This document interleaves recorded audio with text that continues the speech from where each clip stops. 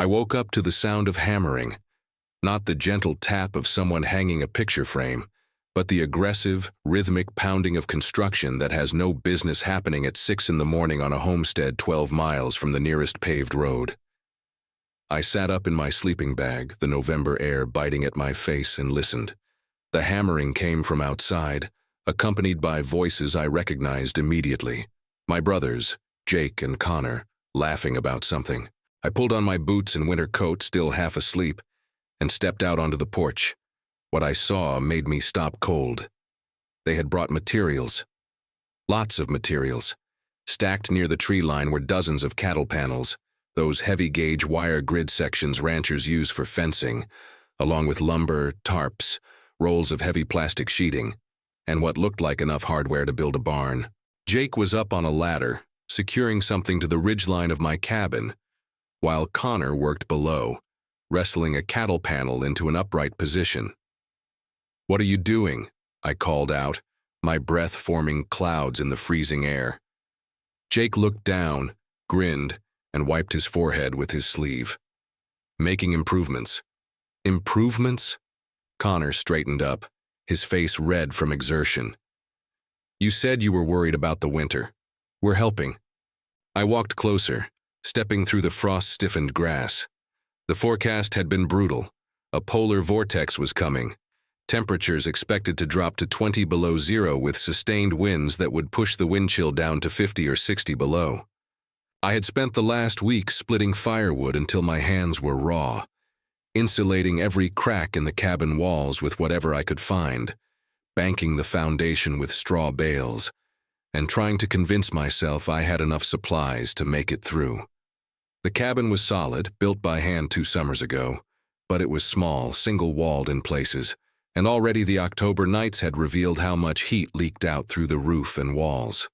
But this looked like a prank. Jake climbed down from the ladder. "We're building you a Quonset." "A what?" "Quonset hut. You know, those semicircular metal sheds? The military used them everywhere during the war. We're doing the same thing, but over your cabin." He gestured at the cattle panels. "We bend these over the roof, anchor them on both sides, cover the whole thing with plastic and tarps, and boom, you've got a shell around the cabin. Creates an air gap, cuts the wind, holds heat." I stared at them. "You're serious?" "Dead serious," Connor said. He was younger than Jake by 3 years, older than me by 2, and had always been the practical one. "We did the math. Your cabin's losing heat through the roof and walls because of direct wind exposure. If we build an arched cover over it, like a hoop house but stronger, it'll create a buffer zone. The wind hits the outer shell instead of the cabin. The air gap acts like insulation. Your stove won't have to work as hard. You'll burn less wood and stay warmer." I looked at the materials again, then back at them. "This is a joke." Jake shook his head. "It's not.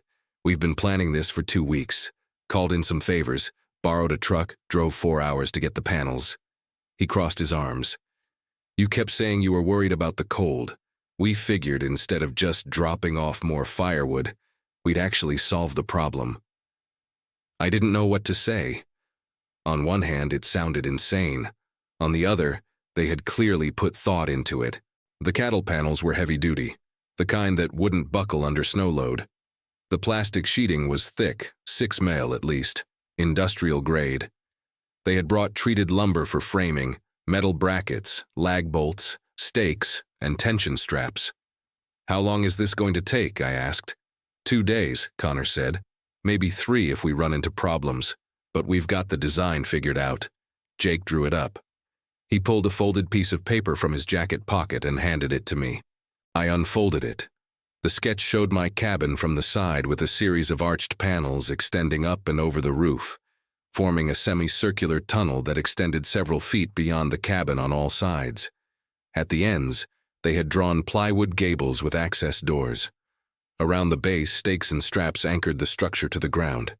It looked like something between a greenhouse and a military bunker. "You really think this'll work?" I asked. Jake nodded. "I talked to a guy who winters up in Alaska.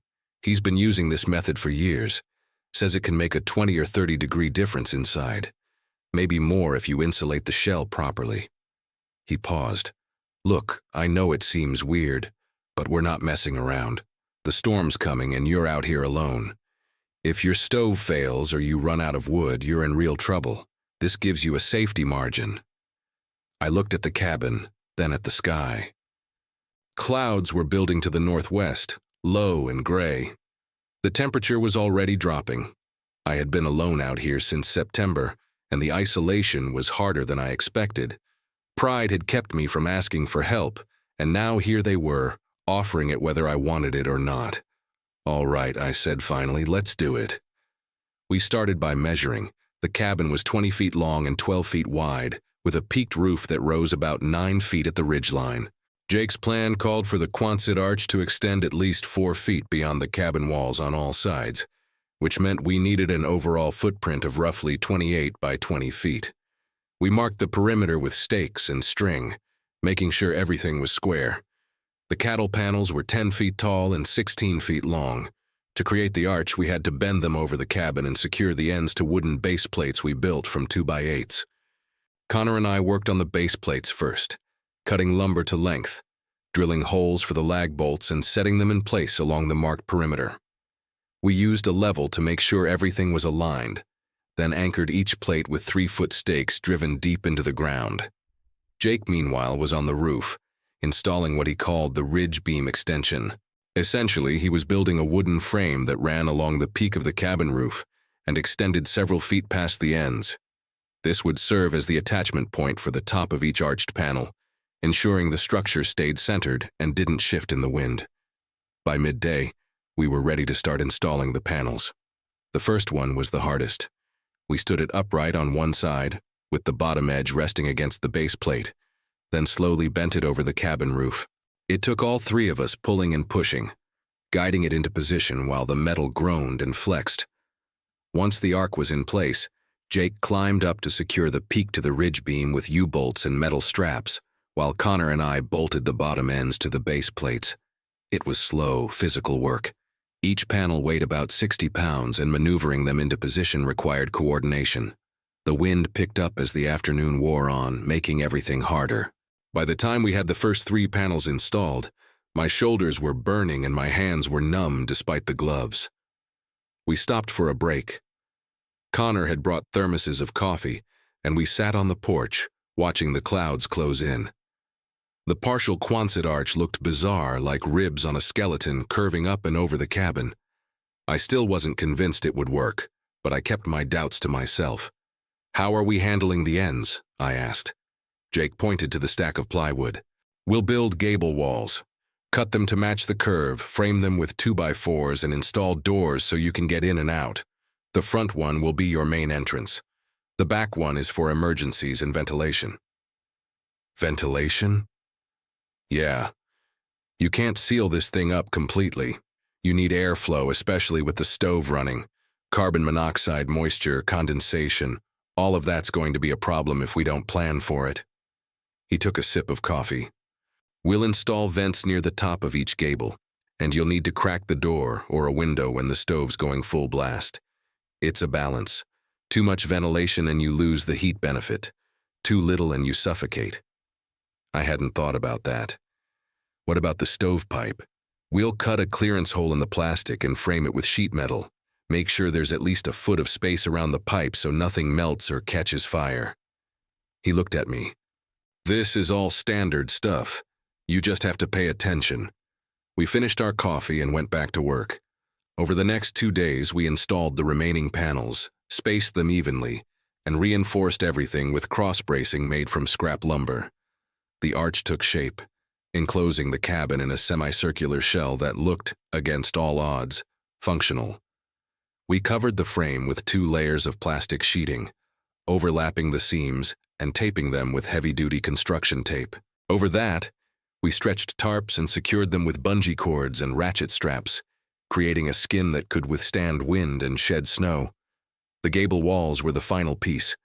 We cut plywood panels to fit the curved ends, framed them with studs, and hung salvage doors on hinges.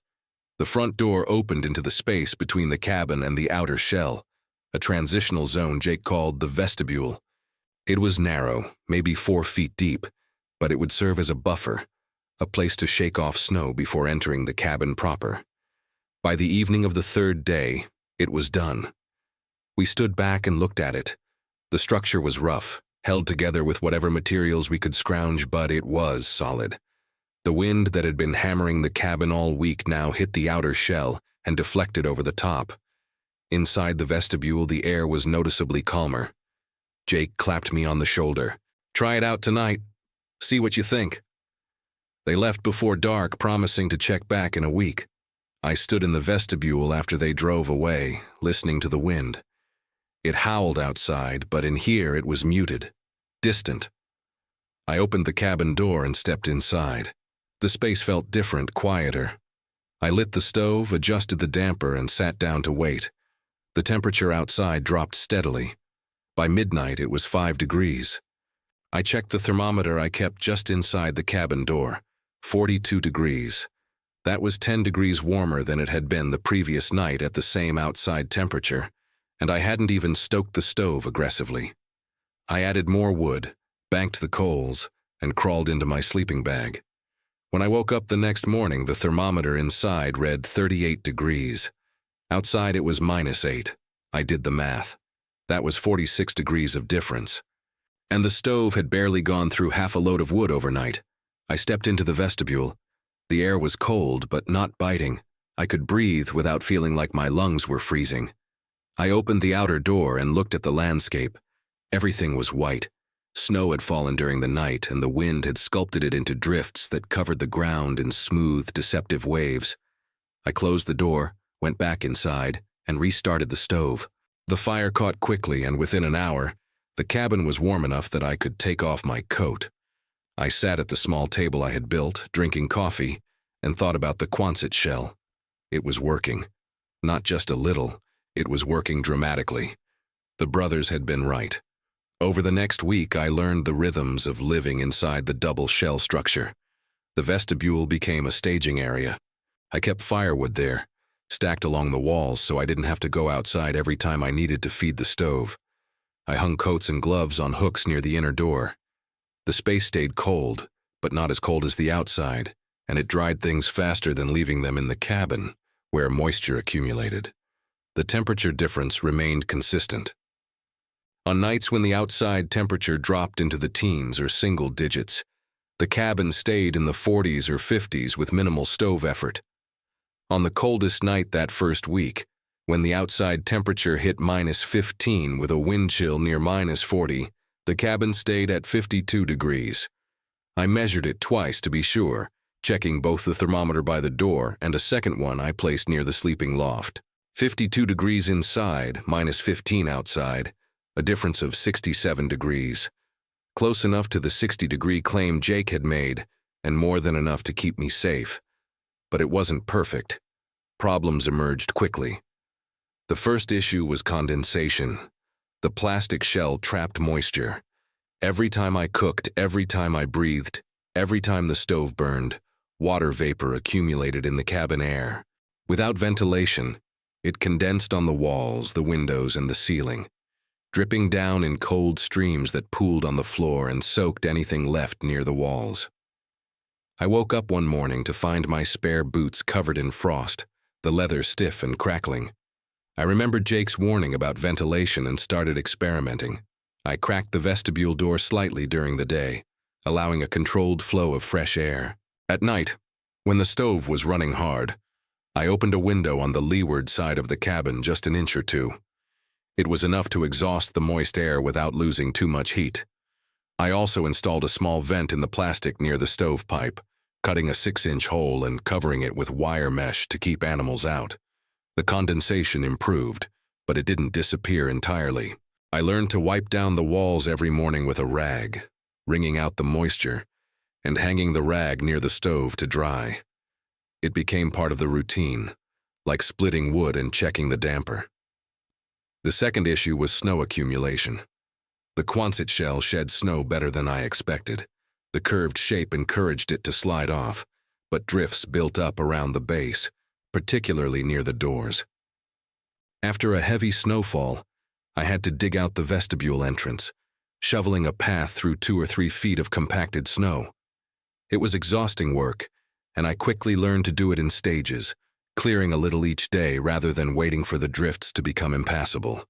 One morning, after a particularly brutal storm, I woke to find the outer door completely blocked. Snow had piled up against it during the night, sealing it shut. I tried pushing it open, but it wouldn't budge. I felt a spike of panic. If I couldn't get out, I couldn't access the firewood stored in the vestibule. I only had enough wood inside for another day, maybe 2, if I rationed it carefully. I forced myself to stay calm. There was a small window in the back of the cabin, barely large enough for a person to squeeze through. I unlatched it and pushed it open.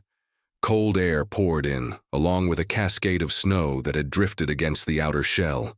I cleared the snow away, widened the opening, and crawled through into the vestibule.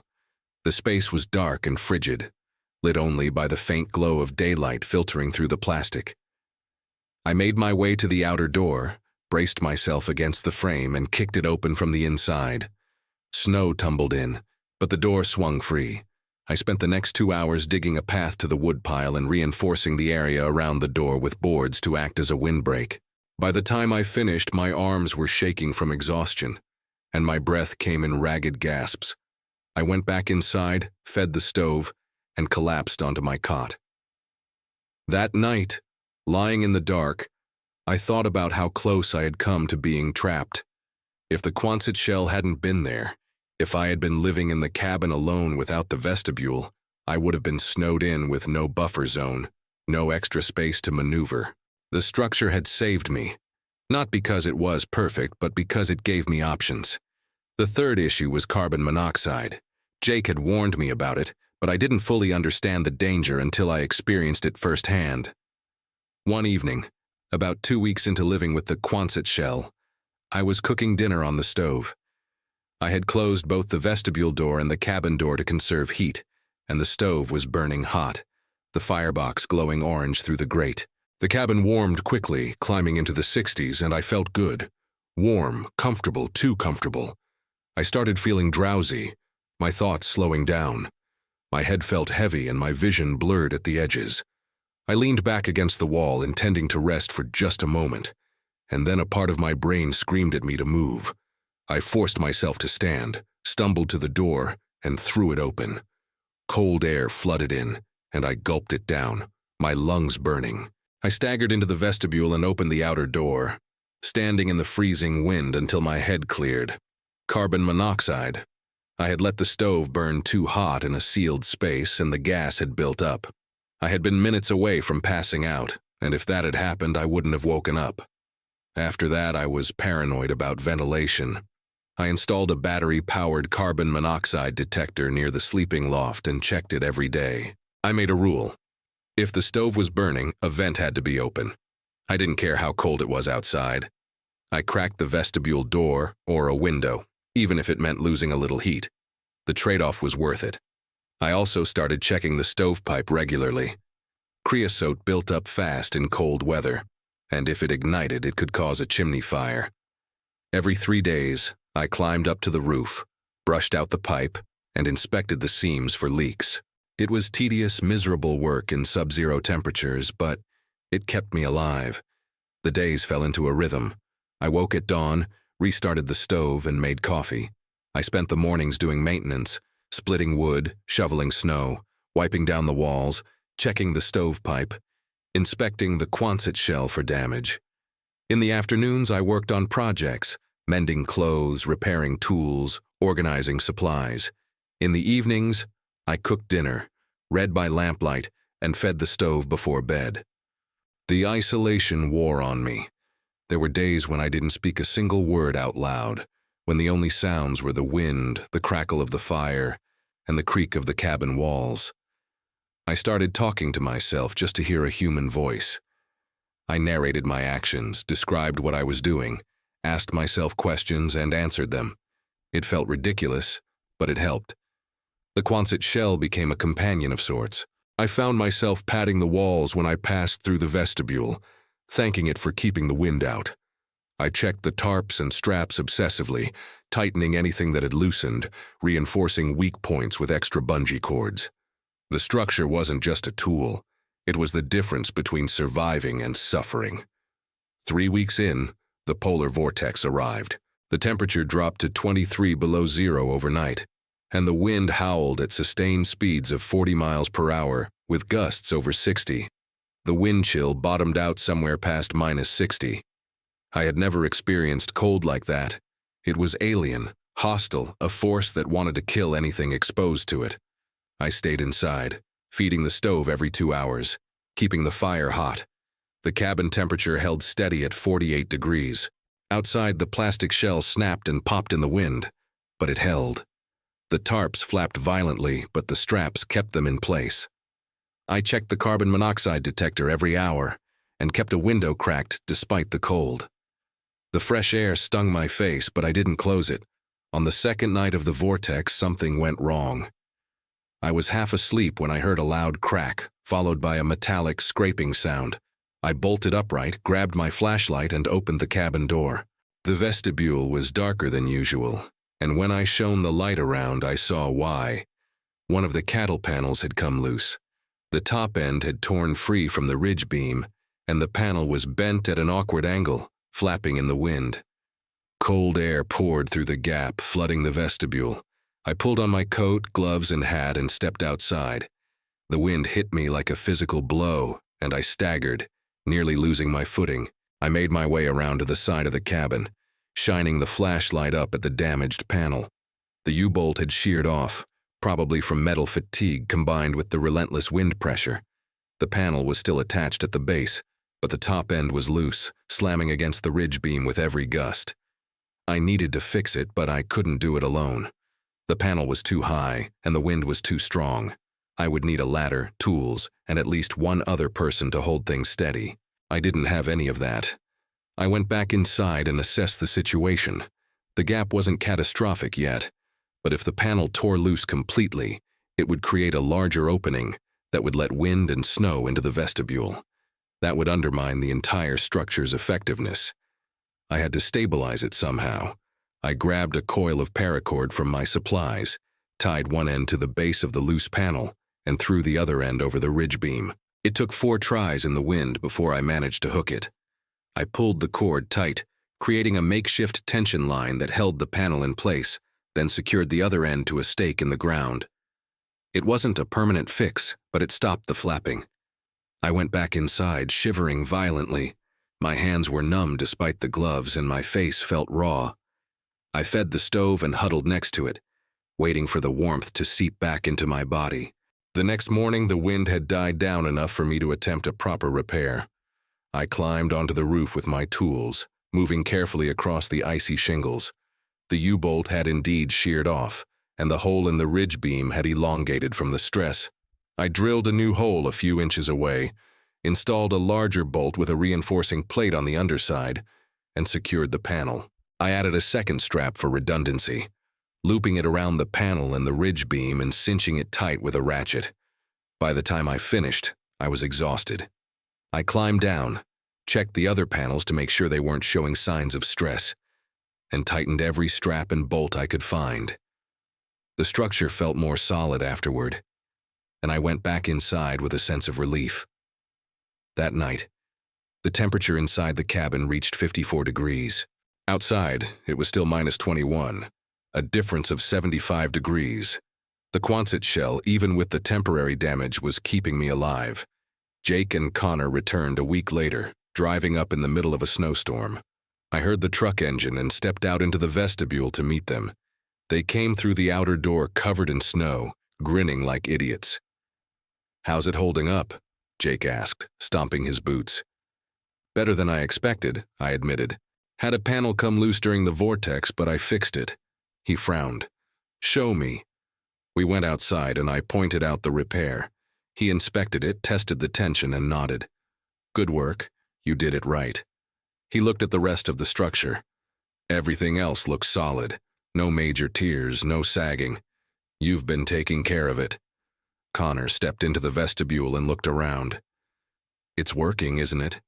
"Yeah," I said quietly. "It's working.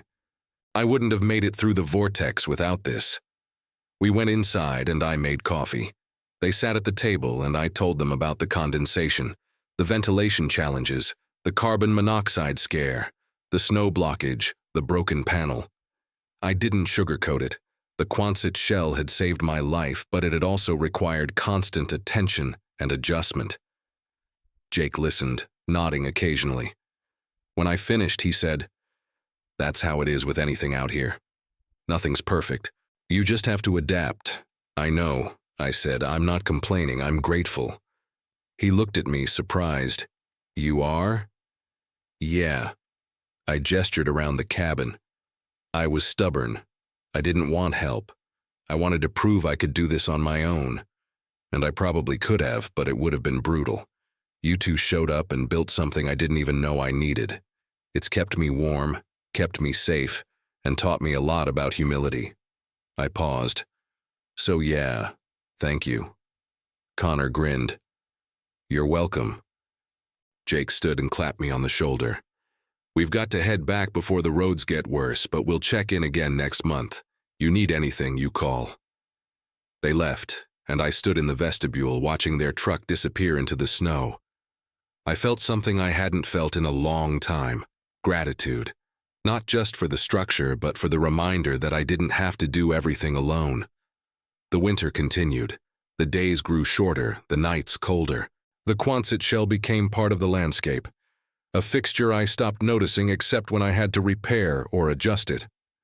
But every night, when I checked the thermometer and saw the cabin holding steady in the 40s or 50s while the outside world plunged below zero, I thought about the 60-degree difference. It had sounded impossible when Jake first said it, ridiculous even. But it was real. The structure wasn't magic. It was physics, an air gap that insulated, a shell that blocked wind, a design that captured and held heat.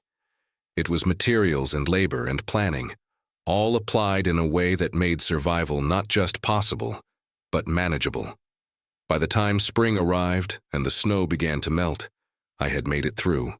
The cabin was intact, I was healthy, and I had burned far less firewood than I would have without the Quonset shell. I had learned to manage condensation, balance ventilation, respect carbon monoxide, and stay ahead of snow accumulation. I had learned when to ask for help and when to adapt. One morning in early April, I stood outside and looked at the structure. The tarps were faded and torn in places. The plastic was yellowed and brittle, and the whole thing looked like it had been through a war. But it was still standing, and so was I. I thought about taking it down, dismantling the panels and tarps and returning to the simple cabin underneath. But I didn't. I reinforced the weak points, patched the tiers, and tightened the straps. The next winter would come, and I would be ready. If you've made it this far, thank you for staying with me through this story. Living out here, alone, in conditions that push the limits of what's survivable, teaches you things you can't learn anywhere else. It teaches you about resilience, about the difference between stubbornness and strength, and about the value of the people who care enough to help even when you're too proud to ask. The Quonset shell wasn't just a structure, it was a lifeline. It was proof that sometimes the solutions that seem absurd at first are the ones that save your life. It was a reminder that engineering and ingenuity matter, that small differences in temperature can mean the difference between comfort and crisis, and that survival isn't about toughing it out alone. It's about using every advantage you can find. If you found this story useful, if it gave you ideas for your own cold weather shelter, or just made you appreciate the warmth of your home a little more, consider subscribing. There are more stories like this, more lessons learned the hard way in the backcountry, more insights into what it takes to live on the edge of comfort and safety. Every subscription helps me keep doing this, keep learning, and keep sharing what works. Hit that button, join me, let's figure out the next winter together.